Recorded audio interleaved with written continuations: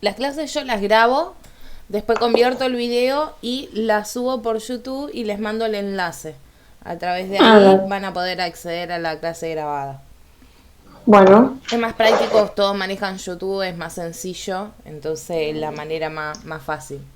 Si los sí, videos sí, son muy pesados, viste, WhatsApp no permite mandarlos, entonces de esta manera es práctico.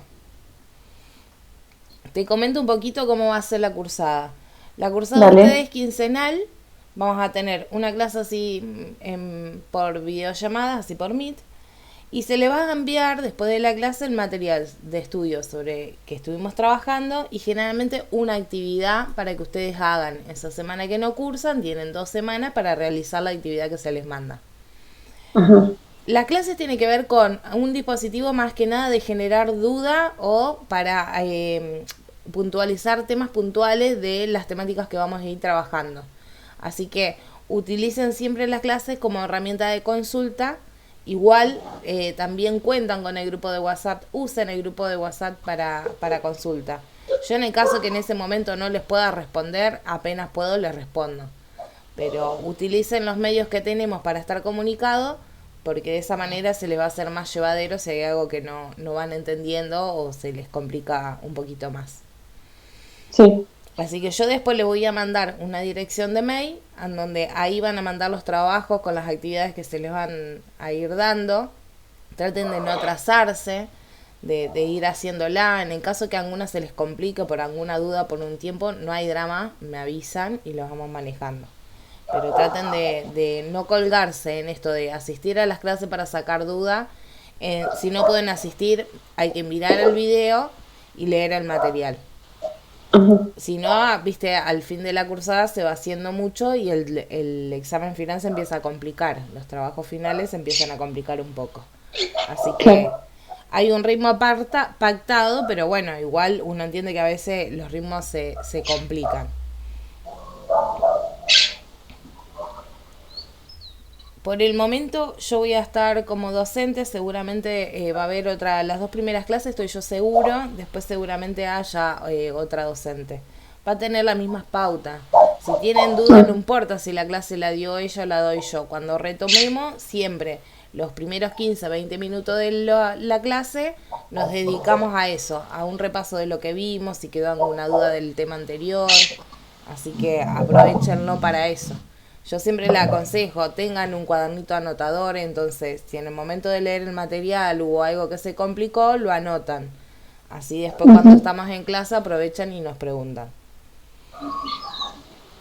Hoy como era la primera clase, no va a haber actividad de tarea, digámosle, para hacer un trabajo.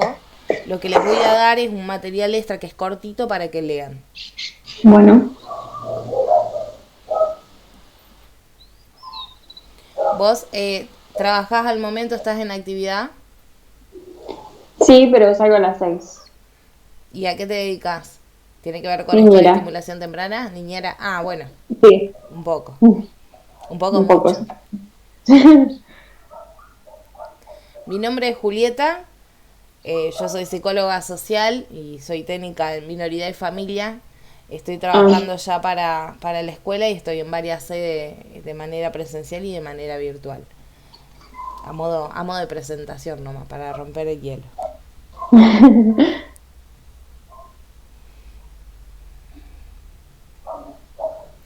Si te parece, arrancamos con la temática de hoy. Yo voy a presentar pantalla y vamos a ir trabajando. La primera clase son los conceptos puntuales, que es estimulación, que sería el trabajo de un estimulador temprano. ¿eh? bueno, Total, al resto de los compañeros les va a quedar grabado la clase.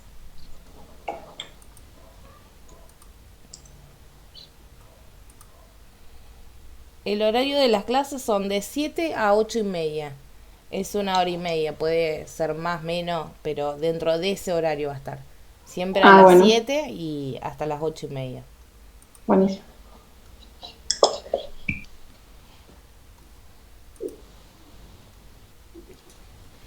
Bueno, arrancando el tema del día de hoy.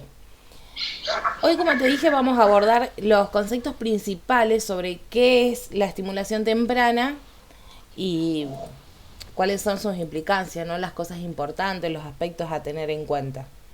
Lo primero que tener en cuenta es que el desarrollo infantil es un proceso bastante dinámico y también complejo, porque es como que en un lapso corto del tiempo son muchas cosas las que se van desarrollando, lo que va evolucionando. Vamos a tener distintas áreas de desarrollo. Por un lado va a ser la biológica, que va a tener que ver meramente con el desarrollo de lo que es el cuerpo. Otra que va a ser la psicológica, que va a tener que ver con las emociones, con la parte psicológica del niño. Y otra es la social, que tiene que ver con el entorno y cómo va sociabilizando. En principio con la familia, después con la escuela y con distintos contextos. Así que los primeros años de vida son como fundamentales, porque ahí es como que hay un montón de habilidades que se van a empezar a desarrollar. Habilidades perceptivas, las motrices, lo cognitivo, el lenguaje, también lo social.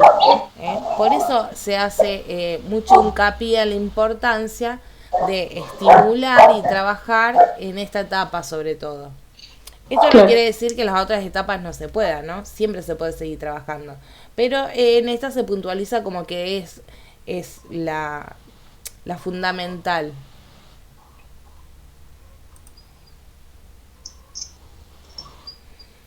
En desarrollo infantil va a tener que ver con la interacción de varios aspectos. Uno va a ser el genético, que va a tener que ver meramente con la genética, con lo que va a heredar genéticamente este niño. Pero por otro lado también van a estar los factores ambientales.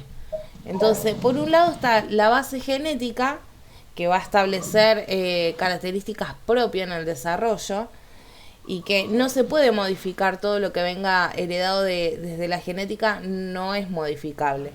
Pero están también los factores ambientales, que si bien van a determinar algunas cosas, pero es la parte en donde sí se puede modificar. Esto tiene que ver con el orden psicológico y social del niño. Acá va a entrar en juego necesidades básicas que van a tener que ver con el desarrollo emocional, con las funciones comunicativas, las conductas adaptativas, con las actitudes ante el aprendizaje, ante las situaciones de aprendizaje del niño.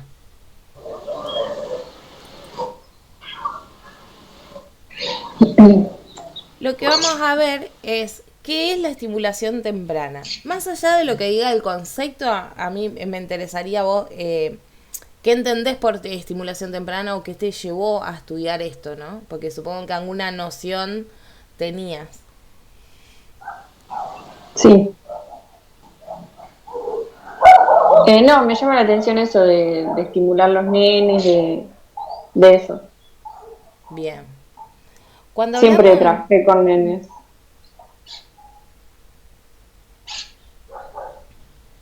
Bueno, cuando hablamos de esto de estimular, va a tener que ver con un conjunto de medios, de técnicas, de actividades que uno va a usar, y se habla de hacerlo de una manera sistemática, o sea, que tengan una esté interrelacionada con la otra, que se haga a través de una secuencia, que tengan un orden, y que el objetivo tiene como principal objetivo poder desarrollar al máximo, o lo máximo que se pueda, las capacidades tanto cognitivas, física, la psíquica y también las afectivas o las emocionales.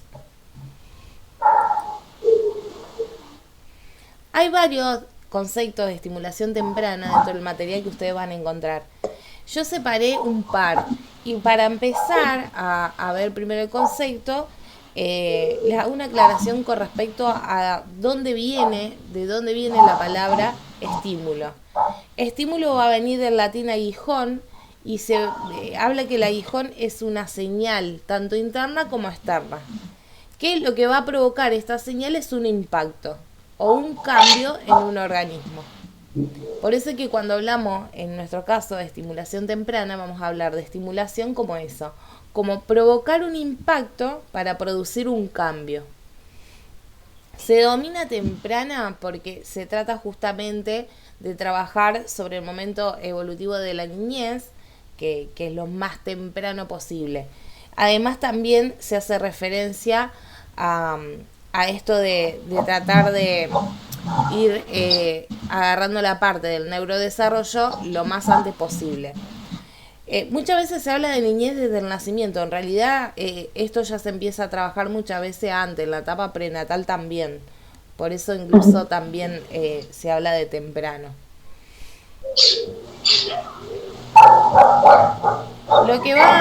Los conceptos que tratan sobre estimulación temprana van a decir que la estimulación temprana es una herramienta fundamental para potenciar el desarrollo integral del niño a través de una serie de técnicas y actividades.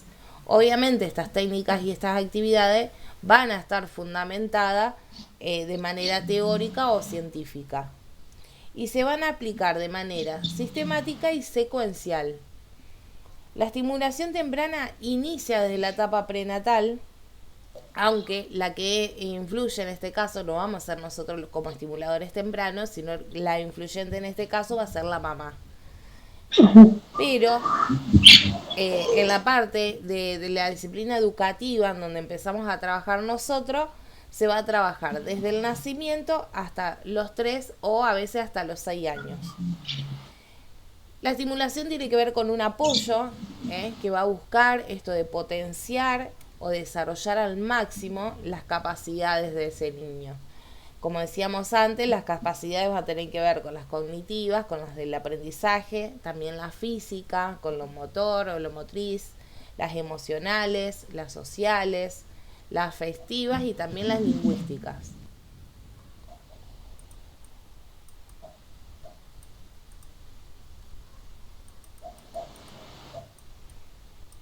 Hay conceptos centrales que le van a dar origen y también fundamentan a la estimulación temprana.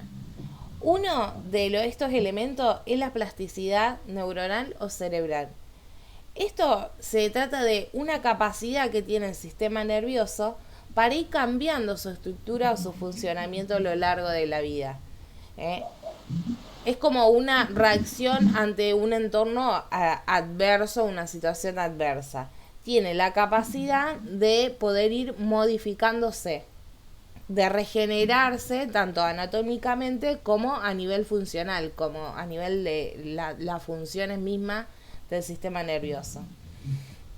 Por eso es importante el trabajo de la estimulación temprana en este sentido, porque lo que vamos a ver es que el cerebro o el sistema nervioso central tiene la posibilidad de poder trabajar ante lesiones o trastornos que se provoquen y poder reducir los efectos o las alteraciones.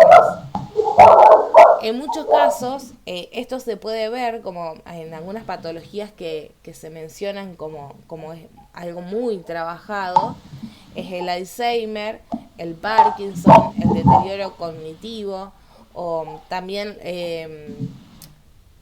la parte del deterioro cognitivo o la...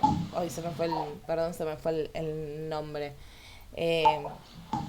Tiene que ver con que nosotros, aunque haya algo que esté dañado o que no esté bien desarrollado en nuestro sistema nervioso central, si nosotros estimulamos y trabajamos sobre eso, se puede lograr que esto se revierta o que el impacto o las alteraciones sean leves o mucho menos. Esto permite, obviamente, que podamos trabajar a través de estas técnicas, tanto en niños como en adultos, distintas herramientas para estimular estas zonas que pueden llegar a estar afectadas. Esto se trabaja, por ejemplo, si bien esta no es la área que se trabaja de estimulación temprana, pero para que se entienda esto. En la parte de adultos mayores, por ejemplo, hay el funcionamiento normal del cerebro hace que se vayan muriendo las neuronas. Sin embargo, estimulando, puede trabajar el cerebro de la misma manera, con menos cantidad de neuronas. Ven que a veces a los adultos mayores se nos mandan a hacer actividades extras, como si fueran un taller o baile. Cuestión que tengan siempre trabajando, estimulando el cerebro. Esto lo que permite es que la falta de esas neuronas, que por la naturaleza misma, lo propio de la edad, se van muriendo, permita que no se pierdan funciones, no se pierda lo cognitivo, no pierdan la memoria, no pierdan esas actividades del sistema nervioso central, sino que con las neuronas que van quedando, se las sobreestimulan para que trabajen un poco más y no se pierdan funciones.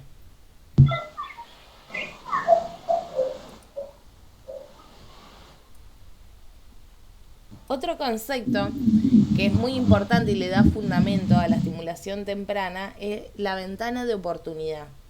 Este concepto va a hacer referencia que hay periodos en el neurodesarrollo del sistema nervioso central del niño que está preparado para adquirir determinada habilidad o aprendizaje. Un ejemplo que yo les puse es que un niño de 3 meses puede adquirir la presión voluntaria, o sea, que te agarre algo con la mano, pero no desde el reflejo. En principio el bebé lo tiene, pero es un reflejo. Uno a veces piensa que un bebé muy chiquitito, si le da el dedo y te lo aprieta, piensa que te está agarrando el dedo o que está agarrando la mano. No, en realidad es un reflejo, el reflejo de aprehensión. Pero esto después sí lo logra de manera voluntaria y deja de ser un reflejo. Ahora, si un niño que a pesar que tiene la edad, estos 3 meses, para poder tener esta aprehensión voluntaria de manera natural, no es estimulado, o sea, no se le da un juguetito a algo para que agarre, nunca va a tenerlo. Claro. Entonces, nosotros tenemos relativamente marcado qué cosas a qué edad puede llegar a aprender. Ahora, esto va a tener que va a depender también del estímulo que reciba del entorno. Si no se les da la posibilidad de explorar y de aprender, no lo va a hacer. Por eso se habla que hay ciertas ventanas de oportunidad con respecto a esto. A que en esta edad es lo propio para aprender tal cosa, entonces si uno lo estimula, el entorno estimula, va a lograrlo.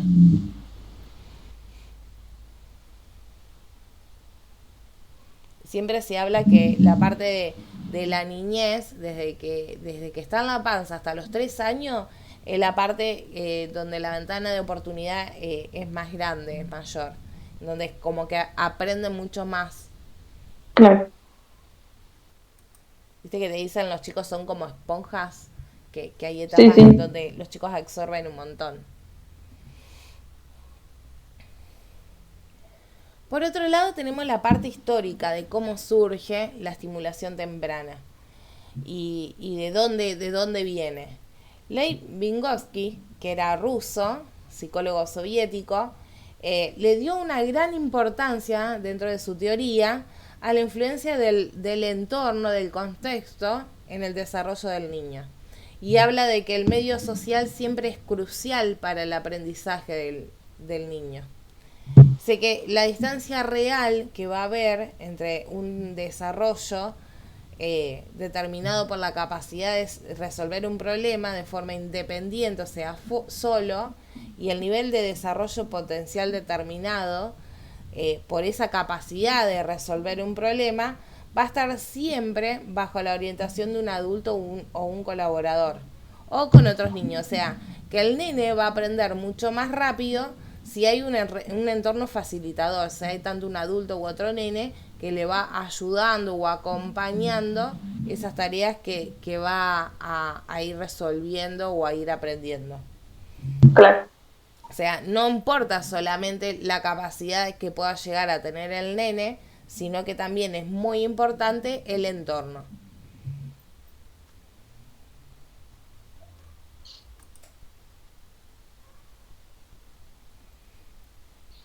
El objetivo principal de la estimulación temprana es que los niños, sobre todo aquellos que ya presentan algún trastorno en su desarrollo o que tienen riesgo de padecerlo, reciban la atención necesaria para poder potenciar el desarrollo y también su bienestar. De esta manera lo que se logra es integrar el trabajo en el medio tanto familiar, escolar y social, para que se pueda también procurar la autonomía personal, La estimulación temprana no trabaja para que uno le resuelva las cosas a ese niño, sino lo que va a trabajar a través de las estrategias, de esto de estimular o potenciar estas habilidades o estas áreas que vamos a ver afectadas, es lograr que él aprenda por sí solo a ir resolviendo. No es alguien que te va a decir el cómo hacerlo, sino que te va a ir estimulando para que vos lo hagas. Todas las acciones dentro de la estimulación temprana tienen que considerar también el entorno del niño. No se va a tener en cuenta solo el niño. Uno cuando trabaja con el niño también va a tener que tener en cuenta a la familia y el entorno. Se habla de trabajo en red, viste, que no se puede trabajar solamente con el niño. Pongamos el ejemplo de tu caso, de tu profesión. Sí, vos cuidás a este niño o niña, ¿no? Pero la familia también es importante para el trabajo que vos haces. No va a pasar solo por cuidar al nene. Listo, lo cuidé, me voy. No, si ponele se porta mal o hay algo o se siente mal de salud, siempre hay algo que vos vas a tener que informar, avisar y trabajar junto con la familia también. Bueno, en el caso de la estimulación temprana también se hace mucho hincapié en esto de que hay que trabajar también con la familia y entendiendo también el contexto.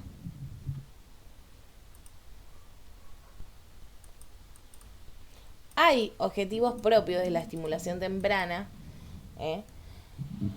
y que tienen que ver con, por un lado, reducir los efectos de deficiencia o de déficit que se va a presentar en el desarrollo del niño. Por otro lado, también es optimizar en la medida de lo posible el curso de desarrollo de este niño. O sea, por un lado vamos a reducir estos efectos que va a producir la patología o discapacidad o problema que este niño tenga, y por otro lado vamos a optimizar ese desarrollo. También otro objetivo es introducir mecanismos de compensación, o sea, de procurar eliminar barreras, obstáculos y la adaptación a necesidades específicas. O sea, lo que vamos a hacer es, a partir de distintos instrumentos o distintas estrategias, poder introducir esto, formas diferentes de hacer las cosas o de sobrellevarla, de compensar esta parte del desarrollo que le falta con otra cosa. Otro objetivo tiene que ver con evitar o reducir al menos la aparición de efectos o déficits secundarios, que también pueden estar asociados a la patología o al trastorno.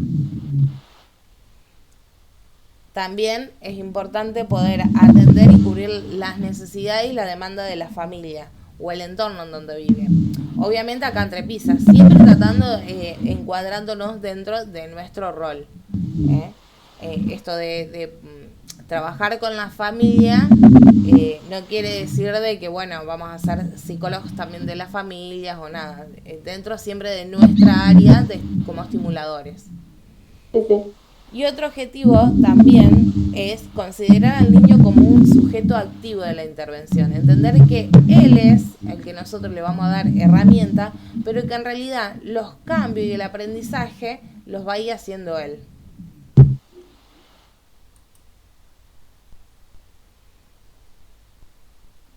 Hay áreas de desarrollo y de competencias propias de la estimulación temprana. Por un lado tenemos en esta interacción que se hace entre lo genéticamente dado y el medio en donde se crece, la parte social, el niño va a desarrollar funciones ya psicomotoras, las cognitivas, las emocionales, y va a ir aprendiendo y consiguiendo la maduración de su sistema nervioso central.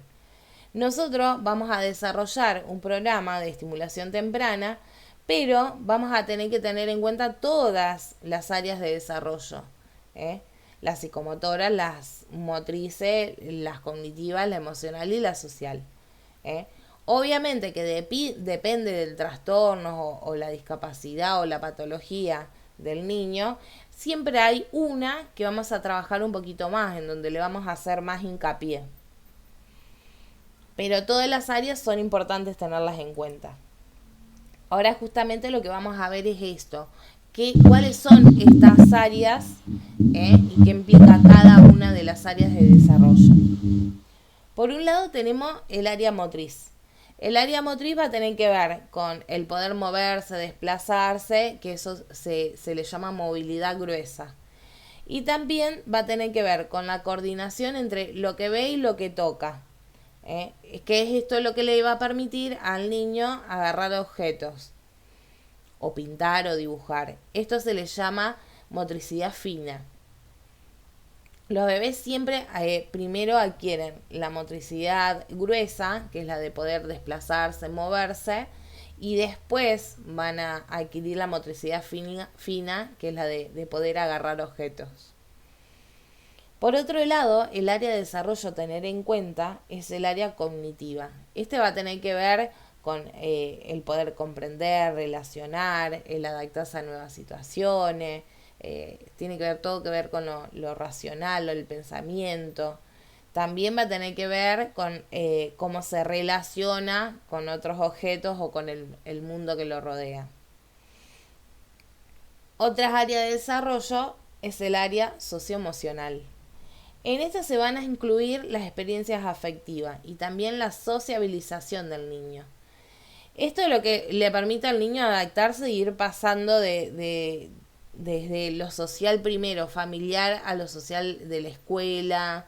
Esto de que vieron que primero es como que el ámbito social es reducido, es dentro del ámbito familiar.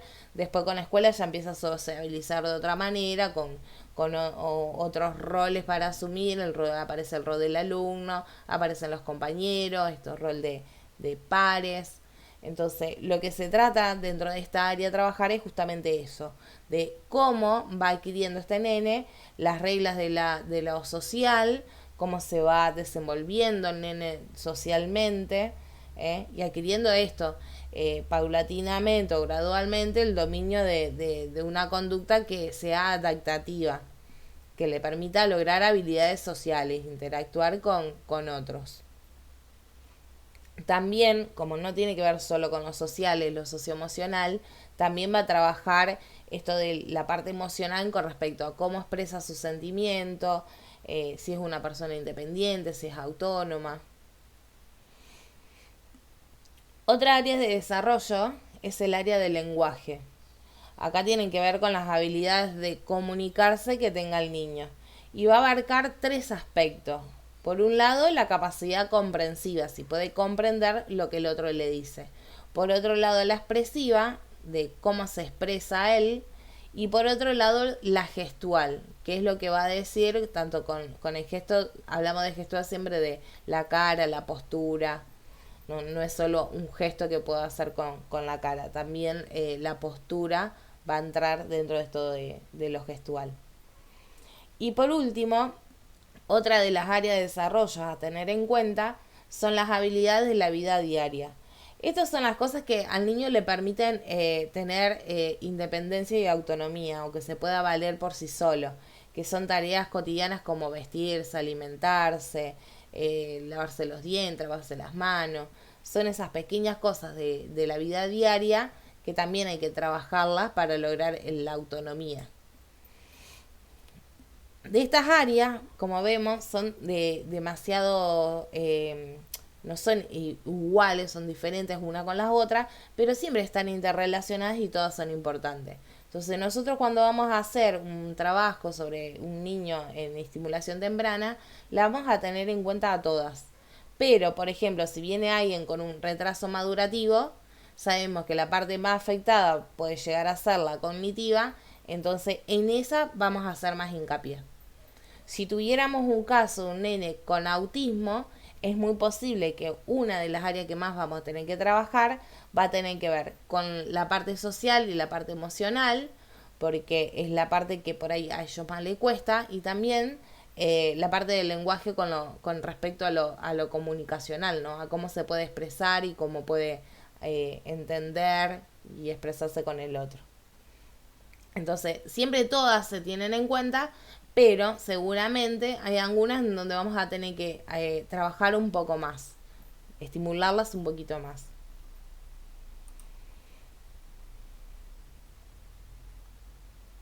Como les decía hoy, la estimulación temprana no solo trabaja a partir del nacimiento, sino que ya se trabaja antes.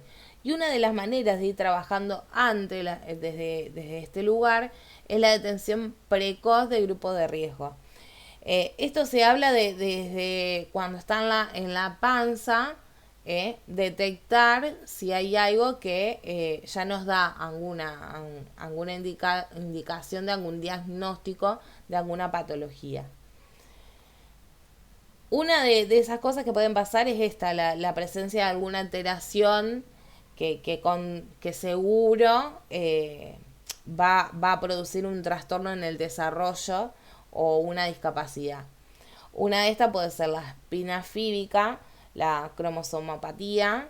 Esta tiene que ver con la de los cromosomas, que generalmente está asociada con síndrome de Down, que tiene que ver con cómo se agruparon estos cromosomas, y en el caso de como síndrome de Down se agrupan mal, por decirlo de alguna manera, provoca esto, la enfermedad. También tenemos las focomelias, entre otras. Son estas cosas que a través de una ecografía o algo ya se puede ver, ya puede haber indicio, y que se puede hacer estudio durante el embarazo para ver si estamos hablando ya de la patología. Generalmente esto se usa mucho para, en algunos casos, ir preparando sobre todo a los padres y poder ir trabajando con la familia sobre qué va a pasar cuando ese nene nazca, ¿no? Otra cosa va a tener que ver con la detección temprana o precoz, es las características presentes en el feto de la madre. Si ya hay alteraciones en el desarrollo. Esto puede tener que ver con alguna enfermedad, son esas enfermedades que puede transmitir la mamá al feto por alguna infección, no sé, meningitis, son enfermedades que se producen porque la mamá está transitando alguna patología, alguna enfermedad.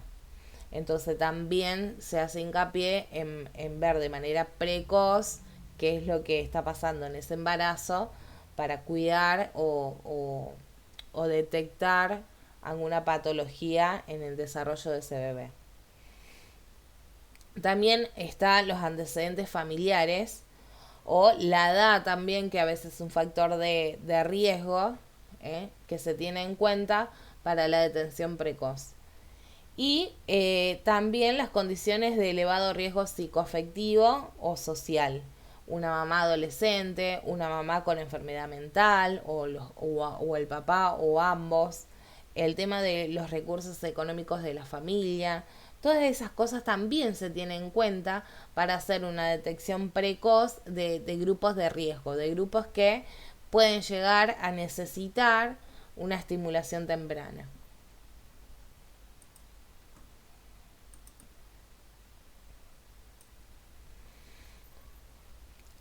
Acá hay un indicador sobre cómo identificar trastorno dentro de los primeros años. Nosotros no vamos a hacer diagnóstico, pero suele pasar mucho dentro de este campo que hay niños que no están bien diagnosticados.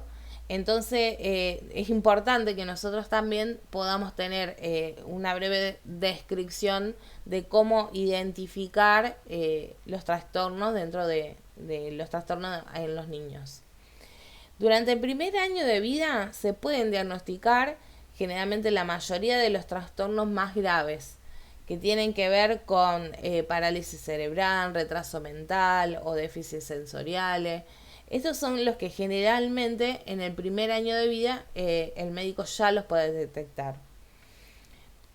Durante el segundo año se pueden llegar a detectar las formas más moderadas o leves de trastornos, como por ejemplo el espectro autista. Suele detectarse ya a partir del segundo año, que es cuando aparece esto de lo social y lo comunicacional, que en el caso del espectro autista o no aparece, o, o hay un déficit ahí que llama la atención. Por otro lado, está también entre los 2 y los 4 años la etapa del lenguaje, en donde acá se pueden manifestar síntomas o indicadores que a nosotros nos haga ver que hay un trastorno del lenguaje o un retraso al menos en el desarrollo del lenguaje. También los trastornos motrices o de conducta, que no es que no estuvieron anteriormente, seguramente en estos casos suele estar antes, pero no son detectados, porque uno no espera que el nene hable al año, sino que desarrolle bien lo motriz o el lenguaje entre los 2 y los 4. Entonces es como que acá nos vamos a dar cuenta porque va a ser más evidente, porque no va a ir acorde a lo esperable dentro del desarrollo normal del niño de esta edad. Y a partir de los 5 años, ahí acá aparecen síntomas que se empiezan a hacer evidentes en la escuela sobre todo. Si no se detectaron antes, si en la familia no se detectó, se pueden llegar a detectar acá, dentro del ámbito escolar. Puede ser ámbitos que se presenten acá, la deficiencia mental leve, o disfunciones motoras finas, o sea, esto de la aprensión al momento de agarrar el lápiz o cortar un papel con una tijera. Esas tienen que ver con la parte motriz fina, que por eso se puede llegar a ser notorio en esta etapa. También las dispraxias dentro de otras, que tienen que ver con cosas que ocasionan ciertas dificultades en el aprendizaje escolar y por eso se detectan acá y se pueden trabajar, ¿no?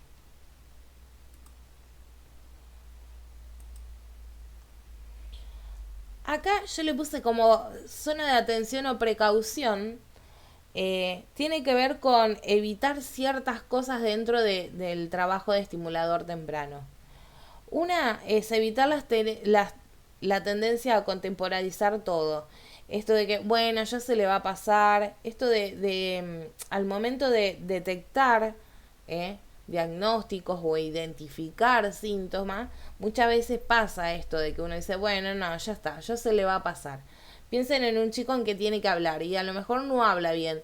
Y uno dice, bueno, ya se le va a pasar, todavía no quiere crecer o es medio, no sé, es el chiquito de la casa. Entonces muchas veces pasa que en esto de restarle importancia a la situación hace que por ahí nos perdamos de ya ir trabajando sobre eso que está apareciendo, ese déficit que presenta el niño.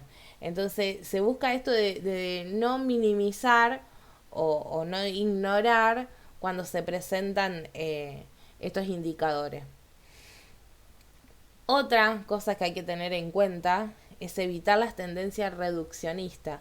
Que esto es esto de intentar interpretar siempre los comportamientos atípicos de los niños o atribuirlo de forma exclusiva a una deficiencia o a una inadecuación educativa de los padres o a factores físicos o biológicos.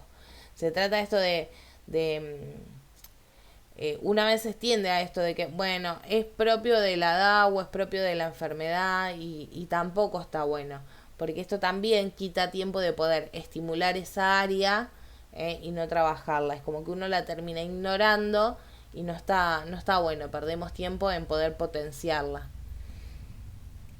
También una cosa que hay que tener en cuenta al trabajar en estimulación temprana es el acompañamiento hacia los padres, esto de poder acompañarlos, que reduzcan este temor y esta resistencia, porque no es fácil encontrarse con un diagnóstico de algún trastorno en su hijo y no es fácil asumir este proceso de aprendizaje, que el proceso de aprendizaje no va a ser solo para el nene que vamos a estimular, sino para la familia que va a tener que acompañar y reforzar lo que nosotros trabajemos con ese niño.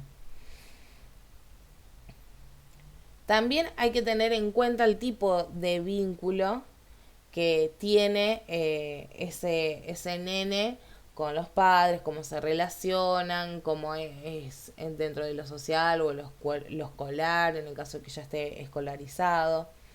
Y también hay que tratar de tener en cuenta la importancia de crear programas específicos de detección para poder trabajar justamente anticipadamente lo más antes posible.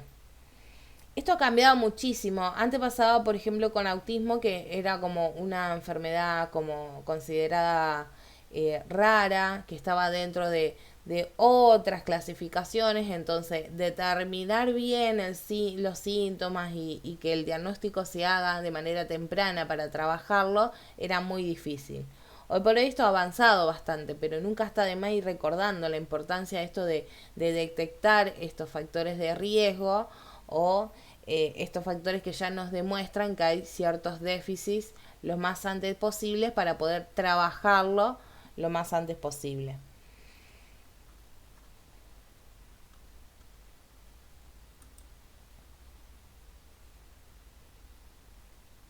Hay distintos modelos que fueron surgiendo a medida que se fue trabajando la estimulación temprana, que son modelos de intervención, de la forma en que se va a intervenir dentro de la estimulación temprana.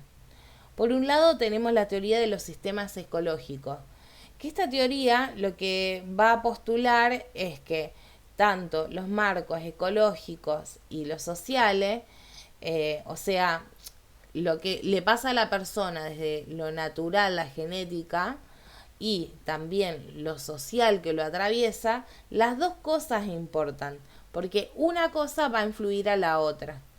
No es que opera por separado la biología con lo social. De hecho, nosotros usamos mucho esto de que somos sujetos biopsicosocial. ¿Qué significa esto? Que por un lado somos bio, porque tiene que ver con esta naturaleza nuestra o la genética, psico, porque tenemos una mente, la parte psicológica, y también lo social, porque siempre interactuamos con un otro. No hay manera de satisfacer ninguna necesidad sin ayuda de ese otro. Y que estas tres áreas que tenemos como sujeto todos están interrelacionadas una con la otra. O sea, no son áreas separadas. Yo siempre doy el ejemplo de, por ejemplo, si se ve afectada el área bio, porque me engripé. A la vez, mi estado de ánimo no va a ser el mismo que cuando no estoy engripada. Entonces se va a afectar el área de la parte psíquica. Y también se va a afectar lo social. Porque si estoy, que me encuentro mal de salud, más los ánimos caídos, lo social también se va a encontrar afectado. No me voy a relacionar con el otro de la misma manera. Es un ejemplo por ahí común y cotidiano para que se entienda esto, que no son áreas por separadas, sino que se interrelaciona una con la otra. Y esta teoría habla de eso, de que para entender y fundamentar y trabajar de la estimulación temprana, el modelo de intervención que hay que tener en cuenta es las dos cosas, que el sujeto por un lado tiene su parte biológica y por otro lado también interactúa con lo social.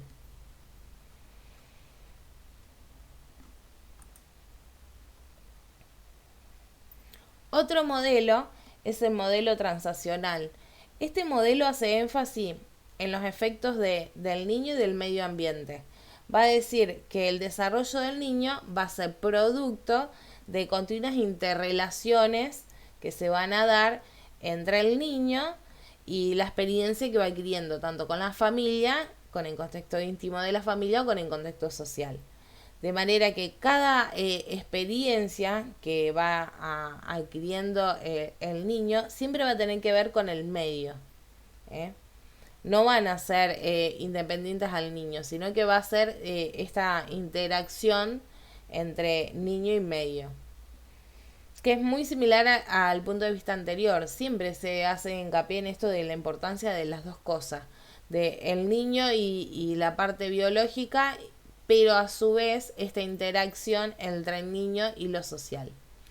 Pensemos que si nosotros consideramos que el niño solo desde la naturaleza podría cambiar estos déficits que tiene, no necesitaría de un estimulado temprano. Acá aparece justamente esta función nuestra de poder estimular y trabajar ese déficit para que el niño pueda potenciar estas capacidades que no tiene. Entonces, por eso es importante entender estos modelos de intervención, esto de que se considera importante intervenir porque se considera importante esta relación que se da entre el niño y el entorno, y siempre él y lo social.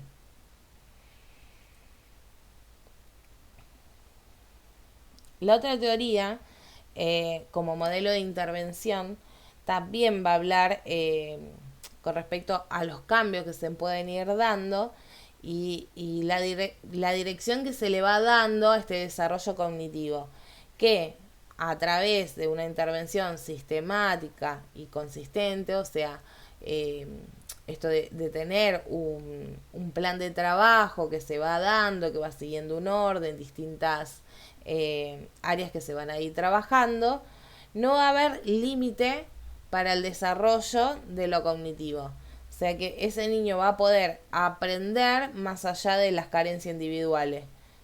Siempre va a tener en cuenta que lo que el niño aprende no va a tener que ver por el niño, sino por el entorno, por quien lo estimula o quien trabaja para que él pueda desarrollar esas habilidades o esas capacidades.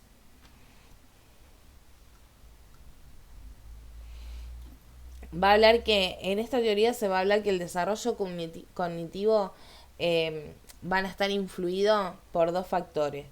Uno van a ser los factores distritales, que esto tienen que ver fundamentalmente con lo genético, lo orgánico, lo ambiental, lo que las cosas que ya tiene incorporada al nene por genética. Y por otro lado, los factores proximales, que van a estar relacionados, que son relativos a las condiciones y los contextos de aprendizaje en donde se desarrolla este nene. Si bien estos factores son influyentes, no son determinantes.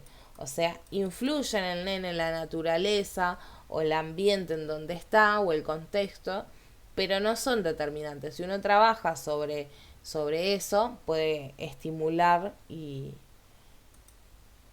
trabajar sobre ese déficit. Por otro lado, también tenemos otro tipo de intervención basada en la actividad que se fundamenta en la teoría del aprendizaje y tiene que ver con tres elementos fundamentales. Uno va a tener que ver con la influencia y la interacción del niño en el medio sociocultural. El inmediato, que va a tener que ver con la familia, hasta el más amplio, que va a tener que ver con la escuela o se hace deportes o dentro de lo social. También otro elemento fundamental es la necesidad de una implicación activa por parte del niño. O sea, el niño tiene que ser el sujeto activo de este aprendizaje. Y el otro elemento es la mejora del aprendizaje. Esto de poder darle actividades funcionales y significativas, de actividades que vaya pudiendo hacer, actividades nuevas, estrategias nuevas, para que pueda aprender o mejorar el aprendizaje.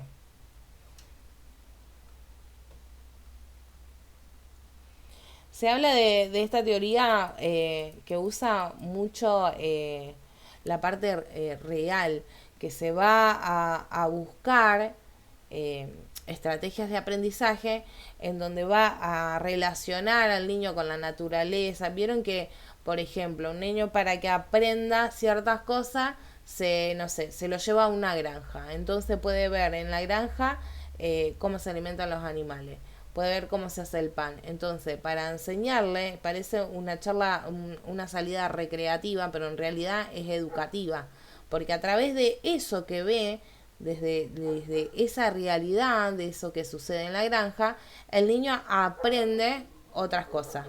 Esta teoría habla de eso, de que es muy importante utilizar las cosas que pasan alrededor de este niño, para con esas trabajarlas como herramientas para lograr que aprenda.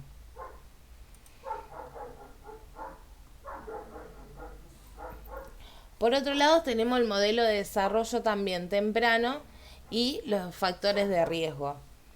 Este es uno de los modelos más actuales y el más utilizado. Este modelo va a tener tres componentes principales que influyen mutuamente. O sea, no son tres elementos por separado, sino que son elementos que van a ir influyendo uno con el otro. Uno de estos elementos son los patrones familiares. Acá tiene que ver cómo afectan, cómo influyen estos patrones familiares con el niño. Que a la vez va a constar de 3 elementos, que va a ser la calidad de intercambio que se dan, las experiencias de este niño dentro de esa organización de la familia y las medidas ambientales que se toman para mejorar la salud o la seguridad del niño. Otro elemento va a ser las características de esta familia, las características familiares, que acá va a tener que ver con las características personales de los padres y las características del niño también. Pero las características propias del niño, que no tengan que ver con la patología o la alteración que el nene tenga. Y el tercer elemento van a ser los factores estresantes. Los factores estresantes son aquellos que pueden distorsionar o complicar la dinámica familiar. Que muchas veces estos factores estresantes tienen que ver con la necesidad de información, esto que los niños están, los padres, perdón, están desinformados o no entienden la alteración del niño o el trastorno o las dificultades que tenga el niño. Entonces, esta desinformación provoca este estado de estrés. También la angustia tanto interpersonal como la familiar, porque cuando aparece la enfermedad, la patología o este déficit, acarrea en la pareja o en los padres una angustia personal. También otro problema, otra situación que genera estos factores estresantes pueden ser las necesidades de recursos, porque un nene que requiere más atención médica o requiere cuidados especiales va a necesitar de otros recursos económicos que si no tuviera esta enfermedad.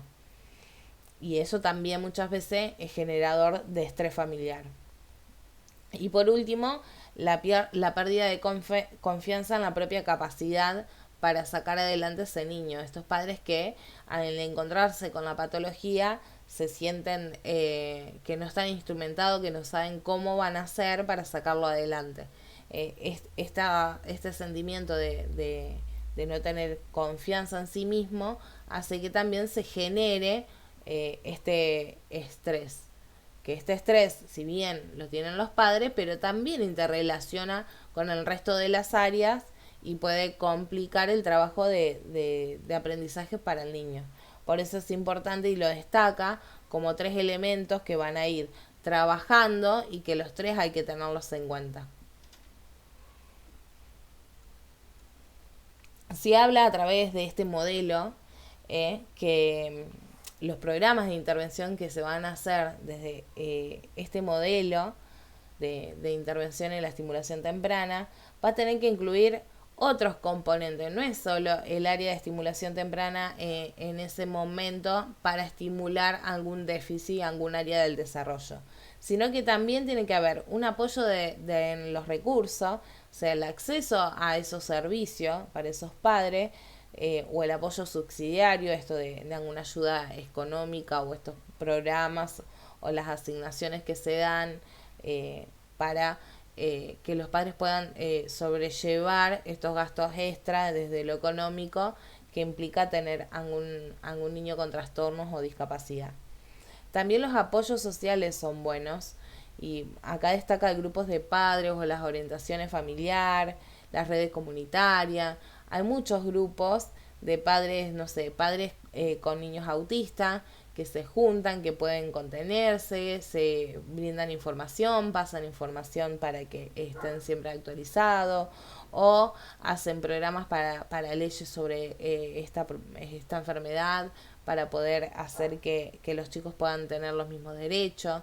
Bueno, destaca mucho la importancia de estas redes de apoyo para los padres.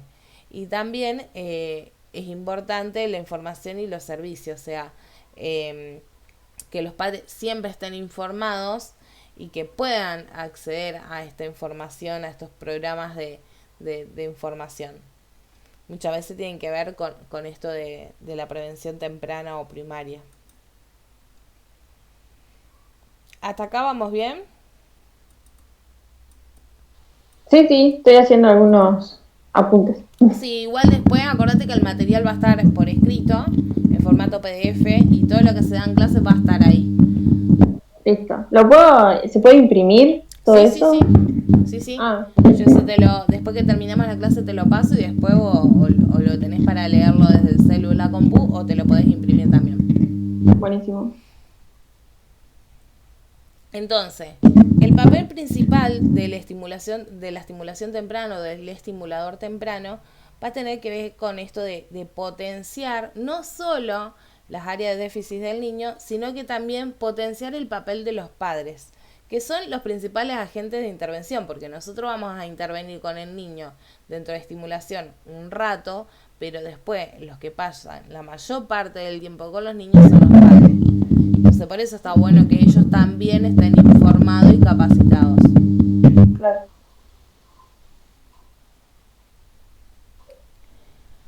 Acá hay que tener en cuenta que la manera también como los padres interactúan con los hijos, se habla de niños con necesidades educativas especiales.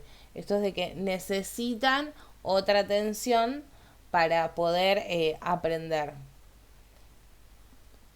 Y acá para poder encontrar estos resultados, tanto cognitivos o comunicativos, es importante hacer hincapié en los primeros 3 años de vida y los padres son como un factor fundamental porque son los que justamente en esta etapa, los que mayor parte del tiempo están con los niños.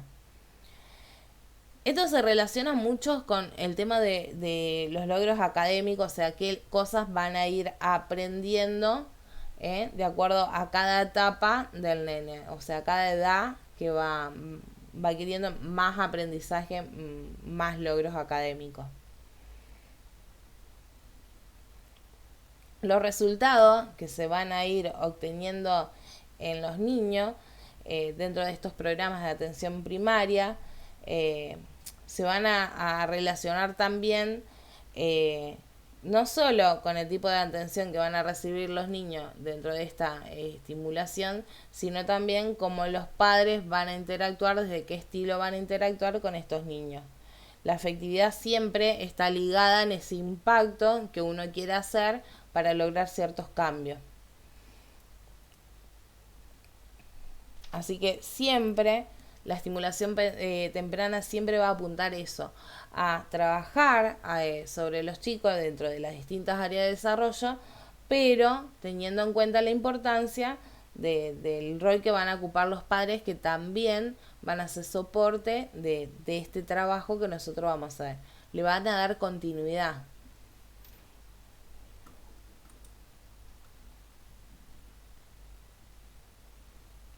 Este concepto de necesidades educativas especiales lo van a encontrar dentro del apunte, y es un concepto que empezó a utilizarse en los años 70, que trata de que no sea discriminativo, entonces no va a hacer hincapié dentro de la patología o la discapacidad o el déficit, sino que en los recursos que se pueden utilizar para este nene que necesitan una atención especial para poder aprender, para poder sobrellevar estas dificultades que tienen en el aprendizaje. O sea, va a tener más en cuenta la necesidad de ayuda o de apoyo con respecto a este niño que a través de esta patología no puede aprender, teniendo en cuenta esto, el resto de los nenes de su edad, ¿no? Lo propio de su edad. Si un nene, no sé, a los 6 años ya puede escribir y hay uno que todavía, o ya puede leer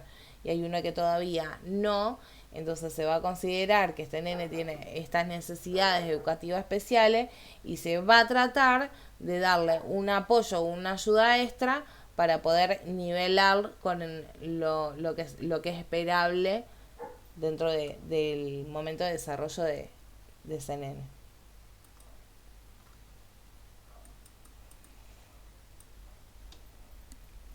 La familia, a cuando aparece el nene con discapacidad o con trastorno, lo primero que tiene que hacer es una crisis. Es una crisis y un duelo que va a constar de 4 fases, que tiene que ver con esto, con lo que esperaban y con lo que en realidad va a pasar. La primera fase va a tener que ver con este impacto emocional ante la noticia, ante esto que los atraviesa. Se va a aparecer sensaciones de tristeza, de culpa. Obviamente depende la discapacidad, lo grave que pueda llegar a ser, es también el impacto que va a sufrir este papá o esta mamá. Pero es como, lo primero es eso, es el impacto, es la tristeza, es la culpa. También puede aparecer después como segunda etapa. Estas fases no se dan necesariamente de manera cronológica. Puede que alguna no aparezca o aparezca no en este orden. La segunda fase va a tener que ver con la negación. Esto de que, bueno, no creen lo que me dijo el médico. Vamos a buscar otro, vamos a hacer una interconsulta. No puede ser, no puede ser, no puede ser. Eso tiene que ver con la negación. Esto de que el impacto no lo pueden asimilar, entonces lo primero que hacen es negarlo. Esto es como un mecanismo de defensa que usamos todos ante cosas que nos impactan muchas veces. No sé, viste que a veces te llaman y te dan una noticia, no sabes lo que me pasó y te dice, no sé, tuve un accidente. No puede ser, es lo primero que atiende a decir. Ese no puede ser tiene que ver con esto de un mecanismo de defensa que aparece como para negar esa situación que en ese momento uno la siente como intolerable. Bueno, a los papás les pasa esto, entonces van a buscar otro médico que diga a ver si el diagnóstico es el mismo, si este se equivocó o no nos dice otra cosa. También otra fase es la preocupación activa por ese niño. Se vuelven súper protectores, tienen muchos cuidados, con un sentimiento así como de culpa, de desesperanza. Y después viene la fase de reorganización familiar, que esta es la fase de adaptación, cuando ya se tiene en cuenta, ya se acepta esto que va a pasar, este nene con este diagnóstico, y se lo incorpora como parte de la familia, desde reorganizar la familia, lo familiar. Generalmente estas familias logran superar toda esta fase, pero también puede pasar que alguna se encuentre estancada en algunas de ellas. Por eso es importante siempre tenerlas en cuenta para ayudar a esa familia, porque si alguna familia se estanca en una situación de esta, en una fase de esta, no va a poder trabajar la estimulación sobre ese niño. Y se habla que esta herida no pasa solamente como impacto en el nacimiento. En las distintas etapas de la vida que aparecen crisis nuevas, las crisis evolutivas, por ejemplo, el nene es bebé cuando nace, tiene el impacto, ¿no? Después, cuando el nene entra en la etapa escolar, que aparece la crisis evolutiva de la exogamia, en donde el nene ya no solo comparte con la familia, sino que va a compartir dentro de la escuela, otro ámbito social, aparece otra crisis que tiene que ver con la evolución, pero que también va a impactar en la familia. Esto va a pensar, ¿y ahora cómo va a ser? Porque mira que él tiene déficit de esto, o a través de su enfermedad o su patología, cómo va a ser en la escuela. Entonces aparece esto, se vuelve a dar esta crisis, este impacto de este hijo con esta dificultad. Lo mismo va a pasar en la adolescencia, lo mismo va a pasar en las distintas crisis evolutivas que se van dando dentro del ámbito familiar.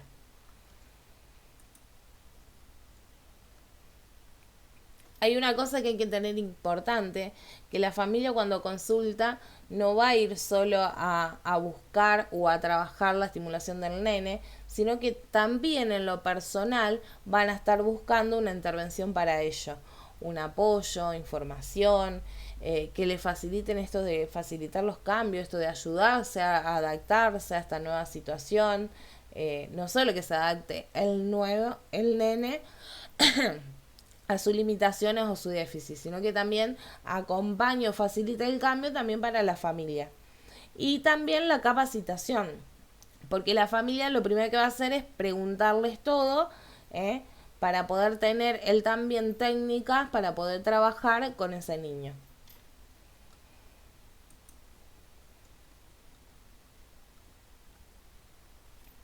Esta información que le brindamos a los padres tiene una contribución especial en el trabajo que se va a hacer desde la estimulación temprana.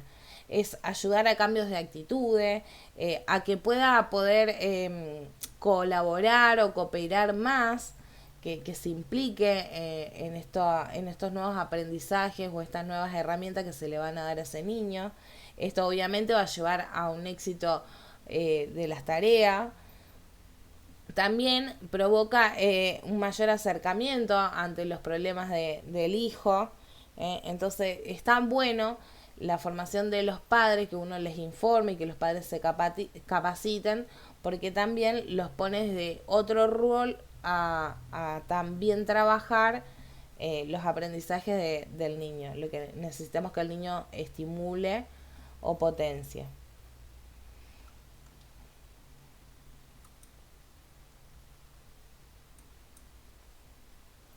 Entonces, como para finalizar, vamos a tener que tener en cuenta que cuando vamos a diseñar programas específicos para estimulación para un niño, primero que cada programa va a ser particular, porque por más que el nene tenga la misma edad, la misma patología o la misma discapacidad, los nenes van a ser totalmente distintos, porque se van a poner en juego un montón de otras cosas, lo genético, las familias que no son todas las familias iguales, los contextos sociales que tampoco van a ser iguales.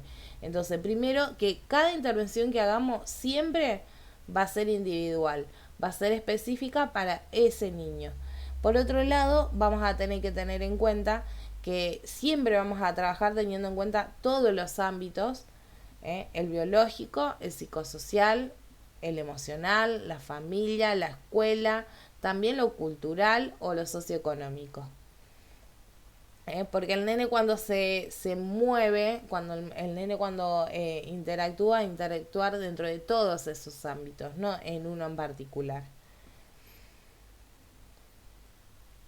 La intervención siempre en estimulación temprana no va a ser un trabajo que vamos a hacer de manera personalizada nosotros solo por nuestra cuenta.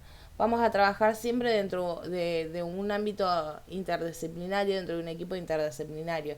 Así que también hay que tener en cuenta cuáles son las observaciones de los otros profesionales, que van a trabajar también junto con nosotros.